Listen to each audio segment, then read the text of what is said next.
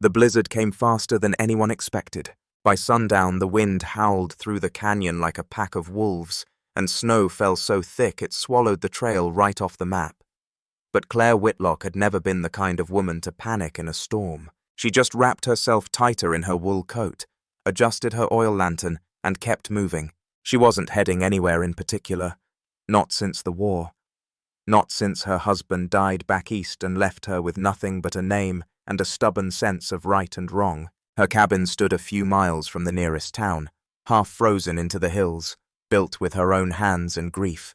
But that night, as she pushed through the waist-high snow back toward home, she heard it, a sound that didn't belong to wind or storm, a cry, faint, muffled, and not from an animal. Claire stopped cold, heart thudding. She tilted her head and stepped off the trail. The sound came again, closer. She followed it through the trees, lantern raised high, until she found a bundle beneath a crooked pine, half covered in snow, wrapped in something soft and handmade. A baby. Its skin was dark, its cheeks red from cold. Black hair peeked out from under a small cap decorated with 2 tiny feathers. The child was Comanche. Claire didn't hesitate. She dropped to her knees, brushed snow away with her bare hands, and scooped the baby into her arms. "Oh, sweetheart," she whispered. "Who left you out here?" The baby whimpered and tried to curl against her chest. Claire pulled him tight, turning toward the wind, and began the long walk home. Not because she knew what she was doing, not because she understood what it meant, but because no one else was there to do it. And when a life is on the line, some people wait. But Claire Whitlock had never been the waiting kind. The baby didn't make a sound once they were inside. He just clung to her coat, eyes wide, as Claire knelt beside the fire and stoked it higher. Her hands trembled, not from fear, but from urgency. She stripped off her gloves and unwrapped the baby's soaked blanket. Underneath was a second cloth, softer and hand-stitched. It had faded thread in a pattern she didn't recognize, but it was clearly Comanche. "Who left you out there, little one?" she murmured, wrapping him in one of her own wool shawls. "And why?" The child's eyes blinked up at her, uncertain but calm. His skin was still cold, but no longer blue. His chest rose and fell steadily. She gave him a name, Snow, for where he came from. It wasn't meant to replace anything, just to hold him until his real name could be spoken again. For the next 2 days, the blizzard buried the world. Claire stayed inside, feeding the child from a goat's milk bottle, holding him close through the cold, whispering stories just to fill the silence. The baby never cried, just listened, watched her, as though measuring who she was. And Claire, who hadn't held anyone since her husband's funeral, found herself talking, really talking, about the man she lost, about the war, about the quiet grief of being forgotten by everyone and everything, and for the first time, her words didn't echo back hollow.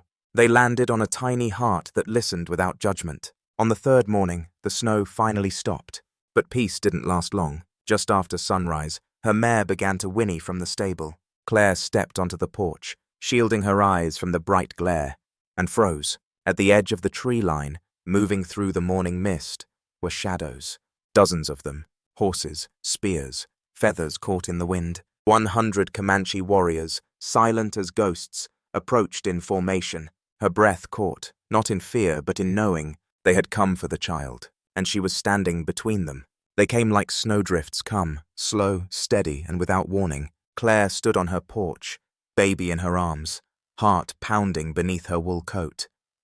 Her lantern still flickered behind her in the open doorway, casting shadows on the floorboards. But it was the shadows in the trees that gripped her.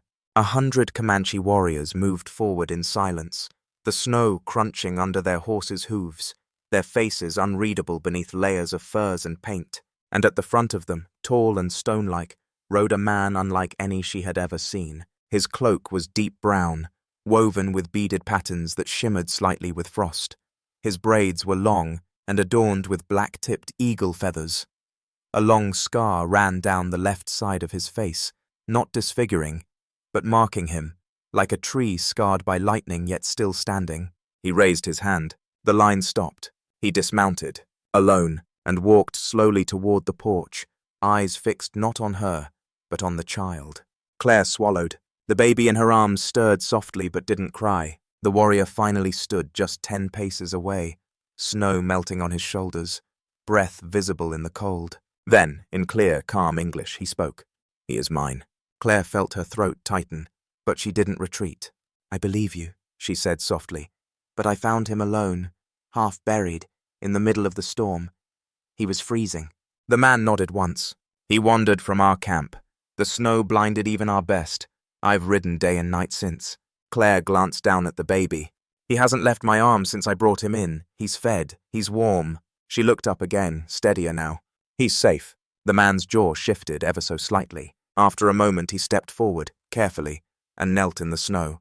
He placed his hand flat on the ground, not to beg, not to threaten, but as if offering something of himself. Then he looked up.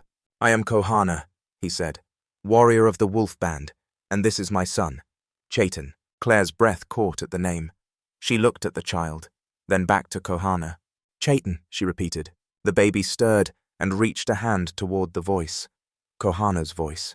Claire stepped forward and placed the child into his father's arms, and for a long moment, the snow around them didn't feel so cold. Kohana held the boy close and looked at Claire, not with suspicion, but with quiet gratitude. "You sheltered my son," he said. "I did," Claire replied. He nodded. "Then you are no longer a stranger to me." And in the clearing snow, with 100 warriors watching in silence, Kohana bowed his head to her. Kohana stood in the snow, holding his son against his chest. The boy nestled safely into the folds of his fur cloak. Claire watched the two of them, blinking against the bright morning light that bounced off the fresh drifts. The moment was silent, sacred even. Then Kohana looked at her again. "You could have left him," he said. Claire crossed her arms, more out of habit than defense. "That's not something I know how to do." He studied her a long moment, not with suspicion, but with the deliberate stillness of someone who had learned to listen before speaking. Then he turned to the warriors behind him. A brief signal, barely more than a nod. They began to dismount. Not all, but a few. And then more. Weapons remained sheathed. No commands were barked. Instead, a small group walked forward and knelt in the snow, eyes on Chaitan. Claire stepped back, instinct tightening in her spine. Kohana noticed. "They thank the spirits," he said softly, "for returning him, for the one who carried him from the storm." Claire looked down, suddenly self-conscious. She wasn't used to reverence, only survival. Later, as the sun climbed higher and the warriors began to rest near the trees, Kohana approached the porch again. Claire had returned inside for coffee and a blanket, and now stood in the doorway, unsure of what to do with either. "You have no husband?" he asked, not accusingly, just curious. She hesitated, then answered. "No, not for some time." Kohana nodded. "You live far from others. That's not always a bad thing." He considered that, then looked toward the cabin. "You built this alone?" "Mostly. It didn't start pretty, but it holds up when it needs to." He gave a faint, respectful smile. "Like its owner." Claire almost laughed, but instead her chest warmed in a way she hadn't felt in years. As the day wore on, she found herself sitting on the porch again, this time with a bowl of stew beside her and the baby's soft blanket still in her lap. Kohana sat a few feet away, legs folded beneath him, Chaitan asleep against his shoulder. They didn't speak for a while. Then, out of nowhere, Kohana said, "When I saw him in your arms, I thought you were a spirit." Claire blinked. "A spirit?" "One who walks alone but carries life. In our stories, such women don't take. They return. They light fires in storms." She swallowed, and for a long time, neither of them said anything. But when Kohana stood to go and place his son with the others near the trees, he turned to her one more time. "You gave him shelter. If you ever have need, my people will not forget." Then he added softer, "Nor will I." And Claire, who had been forgotten by the world, by townsfolk, by time, sat alone on her porch as dusk fell and realized someone remembered her name. The warriors remained through the night, not as a threat, no demands, no tension. They stayed like a quiet promise, camped just beyond the tree line in respectful distance, their fires flickering like stars on the snow. Claire watched them from her window, wrapped in a shawl she hadn't worn since before the war. Inside, her cabin felt warmer than usual, not because of the fire, because of them, because of him. Kohana had asked permission to sleep on the ground, beneath the sky, as his people did. Claire offered him a spot inside near the hearth, but he had declined gently. "I trust your roof," he'd said, "but I sleep better beneath the sky, I know."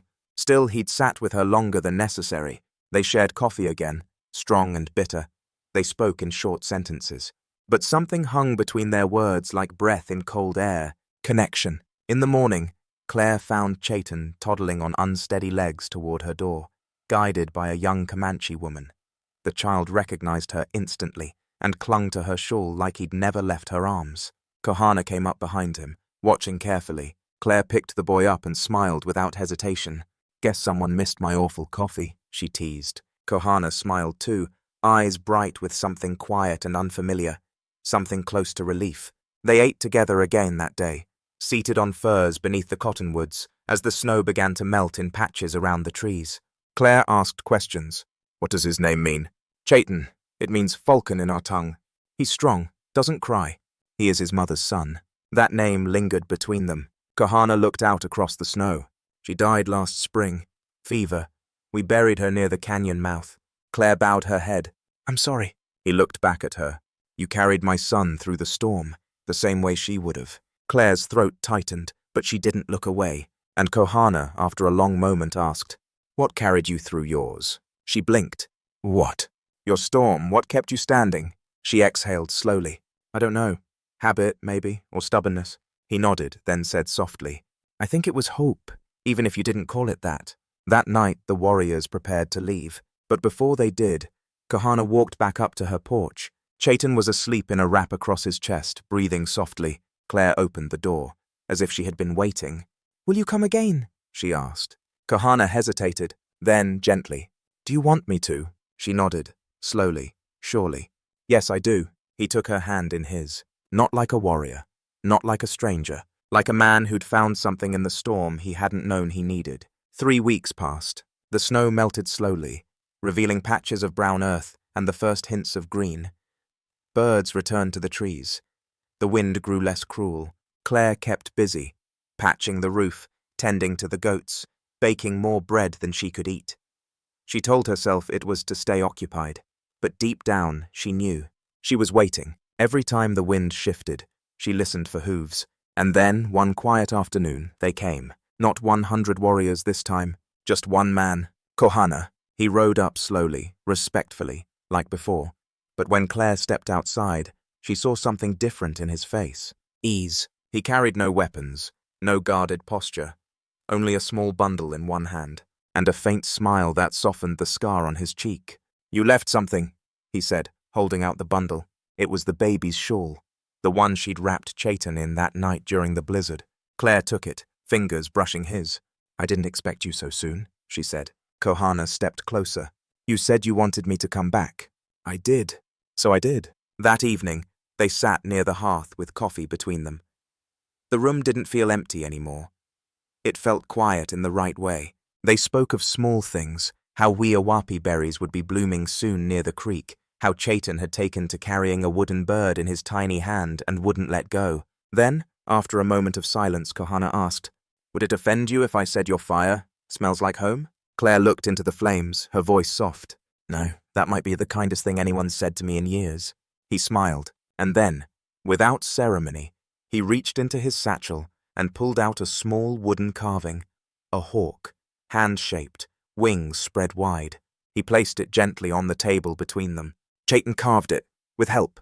Claire picked it up, ran her fingers over the smooth wings. He remembered. He never forgot. She met Kohana's eyes. Her voice wavered, just slightly. "Neither did I." That night, Kohana didn't sleep beneath the trees. He stayed in the cabin, not in her bed, not yet, but closer. And Claire didn't feel like a woman hiding from loss anymore. She felt like a woman who had survived her storm and found someone who had walked through one of his own and met her, there, in the calm. By the next morning, the cabin felt different. Not crowded, shared. Claire brewed coffee while Kohana mended a strap on her saddle, seated near the fire. He worked quietly, hands steady, his brow furrowed in concentration. She liked the way he moved, measured, focused, without wasting motion. She liked the sound of him being there. When she set down a mug beside him, he looked up and said something that made her pause. "You're different now." Claire tilted her head. "How so?" "Your eyes don't keep looking at the door anymore." She blinked, smiled. Maybe I stopped expecting someone to come take everything away. He nodded. Because now you know someone came to bring something instead. Later, they walked the edge of the woods together. The last of the snow had melted, and the path was soft beneath their boots. Claire pointed to a place near the river where she'd once planned to build a second cabin. It had been Thomas's idea, long before the fever. I thought I'd never set foot there again, she admitted. It hurt to stand in the middle of what we never finished. Kohana listened carefully. Then he asked, gently, would you finish it with someone else? She turned to him, heart slow but full. That depends. Is that someone offering to help? His answer came not in words, but in how he took her hand, deliberate, open, honest. Not to fix what was, he said, but to build what could be. Claire didn't speak. She didn't have to. She simply leaned into him as they watched the water flow past, her head on his shoulder, her fingers brushing the fringe of his sleeve. And in that moment, she realized something she hadn't allowed herself to believe. She wasn't waiting anymore. She was living. That evening, as the sun fell behind the hills, Claire sat carving a name into a piece of cedar. Slow, careful strokes. Chaitan. She hung it by the door. Kohana noticed, touched it gently. He'll be proud. You wrote it like you've always known it. I think, she said softly, part of me has. And when he turned to her, the look in his eyes wasn't just gratitude. It was belonging. Spring pushed its way into the valley like a second chance. The air was warmer now, the wind softer, and the land woke from its long silence. Shoots of green crept through the thawed earth, and birds sang again in the pines behind the cabin. Claire and Kohana moved through the days like people who understood time, not as something to race, but something to respect. Each chore they did together, each quiet moment they shared, each meal was not just survival, but a choice. And little by little, Claire noticed something she'd never expected. She no longer measured her life by what she had lost. She measured it by what she could hold. One morning, a rider came down the old North Trail. It was a young Comanche woman, with dark eyes and long braids. She brought a message from the wolf band. Chaitan was well, stronger, louder, climbing everything in sight. He missed the woman who smelled like firewood and honey. He asked for her by name, his name for her, Nataeha, the sheltering one. Claire held the message to her chest for a long time after the woman rode away. She wasn't his mother. She never would be. But she had held him when no one else could, and somehow that mattered. That night, Kohana sat beside her on the porch, sharpening a knife against a worn stone. The stars were clear above them, scattered like memory across the sky. Claire turned to him. Do you ever wonder how close we came to never meeting? He didn't answer at first. Then, calmly, if you hadn't found him, I think I still would have found you. She smiled. How? He reached over, rested his hand over hers. Some things don't get lost, even in a storm. They sat in silence for a while, and then Claire said what had been on her heart for weeks. I want to finish the second cabin. Kohana looked at her. You do? Not because I need it, she said, but because I want a place with you in it. Not as a guest, not as a visitor, but someone who stays when the snow comes again. He nodded, not once, not hurried, but with the full weight of someone who had waited his whole life for a place to call home. Then we build it together, and in the morning they did. The sound of hammers and laughter echoed through the valley. Kohana chopped cedar beams while Claire measured planks, both of them covered in sawdust and the kind of sweat that felt earned, not forced. Their hands worked in rhythm, and their silences were no longer empty. They were comfortable. The new cabin rose slow but strong, not as a replacement, as an addition, a symbol not of starting over, but of building forward. Neighbors came to help too, even those who once looked at Claire with whispers, about her isolation, about the scarred man who now shared her fire, now came with food, rope, and open curiosity. One widow from the ridge leaned in as Claire handed her a jar of stew. You're not afraid, being out here with him? Claire smiled without flinching. I was more afraid before he came. That shut the questions down fast, because nothing made people understand peace better than seeing someone finally rest in it. One evening, as they laid the final rafters, Kohana stepped back and wiped his brow. Claire stood beside him, hands on her hips, staring up at what they'd made. It's crooked, she teased. He smirked. Only a little. So, it matches us then. He looked at her with eyes that saw every bend in her path, and never once wished it straighter. Yes, he said. Exactly. They didn't kiss. They didn't need to. Their joined hands said more than mouths ever could. The next morning, Claire found a small bundle by the door. Inside was a long string of beads, deep red and soft white, woven in a pattern she didn't recognize. Kohana stood behind her. "It's from Chaitan," he said. "He says red is for fire and white is for snow, the two things that kept him alive." Claire blinked back tears. "I'll wear it every day." Kohana stepped close, voice warm. "One day, he'll come live here, if you allow it." She turned to him, no hesitation in her voice. "He already has a place here, always." And for the first time since the blizzard, Claire felt the full weight of something that had only brushed the edges of her life before. A future, real, rooted, named. Autumn came quietly to the valley. The air turned crisp again, and leaves painted the trees in gold and crimson. Smoke rose from the chimney of 2 cabins now, and the land whispered a different kind of story, one not built on loss, but on healing. Claire stood near the fence line one morning, watching the mist rise from the creek, the sun filtering through her shawl. A boy's voice echoed from the trees. "Nata'eha!" She turned and saw Chaitan, now stronger, taller, his little boots thudding through the grass. He ran to her and wrapped his arms around her waist. Behind him, Kohana followed at a slower pace, carrying a small satchel of apples they had picked together. Claire knelt and touched the boy's cheek. "You're heavier than last time." Chaitan grinned. "I've been eating, I can tell." She looked up at Kohana. "You brought him back." Kohana nodded. "He asked?" Claire's eyes softened. "So did I." That evening, the 3 of them sat outside near the fire pit, the flames crackling, casting a warm glow on their faces. Chaitan dozed in a blanket between them, the same one she'd wrapped him in that night in the blizzard. Kohana stared into the fire for a long time. "When I lost my wife," he said, "I thought the world was done with giving." Claire looked at him, her hand brushing his. "And now?" He turned to her. "Now I think the world wasn't done. It was just waiting to give something better in a different season." She smiled, eyes glinting with tears, not of sorrow, but of peace. "I didn't think love would come for me again," she said softly. Kohana leaned closer. "Love didn't come for you, Claire. You became love. For him. For me. For all of this." She rested her head on his shoulder, and for the first time in all her years, through war, widowhood, snowstorms, and silence, she no longer felt like someone who had survived the worst. She felt like someone who had arrived in the best. That winter, the snow returned, but this time Claire wasn't alone in it. She watched it fall from the window of the new cabin, her son, playing with his carved wooden hawk, and beside her stood the man who had once ridden through the storm with 100 warriors, but had stayed with just his heart.